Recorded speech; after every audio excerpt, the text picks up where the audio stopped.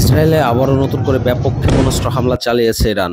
মধ্য ইসরায়েলকে কেন্দ্র করে চালানো সর্বশেষ এই হামলায় আরও ৩ জন নিহত হয়েছেন, আহত হয়েছে আরও ৬৭ জনেরও বেশি মানুষ।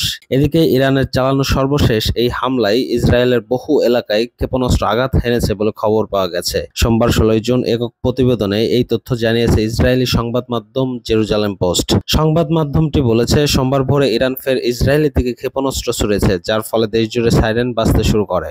ইসরায়েলের কেন্দ্রীয় অংশে বিস্ফোরণের শব্দ শোনা গেছে এবং বহু এলাকায় ক্ষেপণাস্ত্র আঘাত হেনেছে বলে খবর পাওয়া যায়। এই হামলায় অন্তত ৩ জন নিহত হয়েছেন এবং আরও ৬৭ জনের বেশি মানুষ আহত হয়েছে।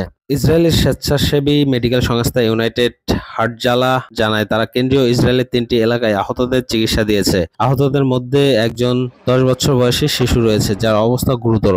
ইসরায়েলের পেতাহ টিকবা শহরে পৌর কর্তৃপক্ষ জানিয়েছে, শহরের একটি ভবনে সরাসরি ক্ষেপণাস্ত্র আঘাত হানে। তেল আবিবের আরও ২টি স্থানে ক্ষেপণাস্ত্র পড়ার খবর দিয়েছে ইসরায়েলি পুলিশ। অন্যদিকে ইসরায়েলি রেড ক্রস এমডিএ জানায়, তারা ৪টি স্থানে ক্ষেপণাস্ত্র পড়ার রিপোর্ট পেয়েছে এবং সেখানে তাদের দল পাঠিয়েছে। তারা অন্তত ২৯ জনকে চিকিৎসা ও হাসপাতালে পাঠিয়েছে।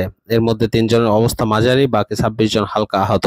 এদিকে ইসরায়েলের উত্তরের হাইফা শহরেও একজন আহত হয়েছে বলে জানিয়েছে ইসরায়েলি সংবাদ মাধ্যম কান। একই সময় ইয়েমেন থেকে হুতিদের ক্ষেপণাস্ত্র নিক্ষেপ ঘটনা ঘটেছে। কান আরও জানায়, একই সময় ইয়েমেনের হুতি বিদ্রোহীরা একটি ক্ষেপণাস্ত্র নিক্ষেপ করে, যার কারণে সাইরেন বেজে ওঠে।